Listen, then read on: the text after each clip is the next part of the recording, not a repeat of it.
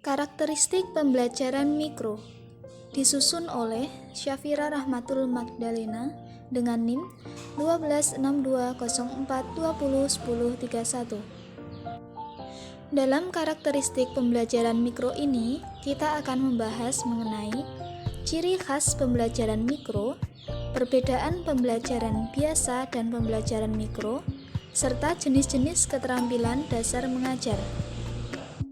Ciri khas pembelajaran mikro. Ciri khas pembelajaran mikro yaitu adanya penyederhanaan pada proses pembelajaran.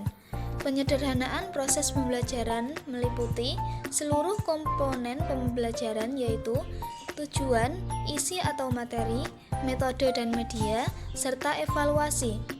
Penyederhanaan proses pembelajaran itu sendiri bertujuan untuk memberi kesempatan kepada setiap calon guru yang berlatih mengasah keterampilan-keterampilan tertentu yang dilakukan secara terkontrol sehingga dapat secara cepat dan akurat menggambarkan tingkat kemampuan menerapkan setiap unsur pembelajaran yang dilatihkannya. Perbedaan antara pembelajaran biasa dan pembelajaran mikro dapat dilihat dari perbandingan beberapa unsur pembelajaran seperti dalam tabel berikut. Pembelajaran biasa memerlukan waktu pembelajaran sekitar 35-40 menit, sedangkan pembelajaran mikro hanya memerlukan waktu pembelajaran sekitar 10-15 menit saja. Pembelajaran biasa dilakukan dengan jumlah siswa 30-35, sedangkan pembelajaran mikro dilakukan dengan jumlah siswa 5-10 orang siswa. Pembelajaran biasa menggunakan materi pembelajaran yang luas, sedangkan pembelajaran mikro menggunakan materi pembelajaran yang dibatasi. Selanjutnya, pembelajaran biasa dilakukan dengan keterampilan mengajar yang terintegrasi, sedangkan pembelajaran mikro dilakukan dengan keterampilan mengajar yang terisolasi. Dari tabel tersebut memberikan gambaran bahwa unsur-unsur pembelajaran mikro lebih disederhanakan daripada pembelajaran biasa. Menurut Allen dan Ryan, terdapat beberapa jenis keterampilan dasar mengajar yang harus dikuasai oleh seorang guru. Di antaranya yaitu: yang pertama, variasi stimulus atau stimulus variation, yaitu pemberian stimulus pembelajaran yang dilakukan secara bervariasi atau tidak monoton.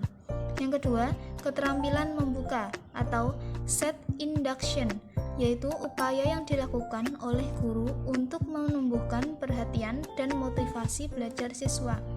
Yang ketiga, keterampilan menutup atau closure, yaitu upaya yang dilakukan oleh guru untuk mengakhiri pembelajaran agar siswa dapat memperoleh pengalaman belajar secara utuh dari hasil pembelajaran yang telah dilakukannya.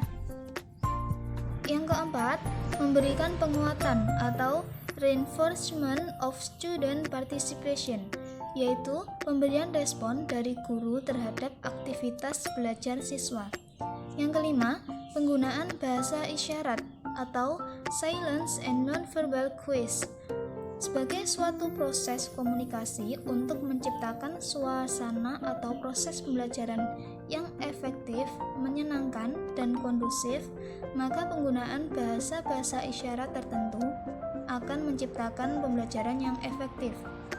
Yang keenam, keterampilan bertanya atau fluence in asking questions. Dalam setiap kesempatan atau kegiatan, baik di lingkungan keluarga, masyarakat, ataupun sekolah, ketika pembelajaran berlangsung, pertanyaan akan sering muncul. Yang ketujuh, keterampilan membuat ilustrasi dan contoh atau illustration and use of example. Ilustrasi dan contoh dalam proses pembelajaran sangat penting untuk memperjelas, mempertegas, dan mempermudah pemahaman siswa terhadap materi yang sedang dibahas. Yang kedelapan, keterampilan memperjelas atau lecturing, suatu keterampilan untuk mengomunikasikan materi pembelajaran kepada siswa secara jelas, gamblang, dan lancar. Dan yang terakhir, completes of communication, yaitu pembelajaran adalah proses komunikasi. Komunikasi akan terjadi jika ada unsur komunikasi yaitu pesan atau materi, pengirim pesan, Saluran untuk menyampaikan pesan dan penerima pesan.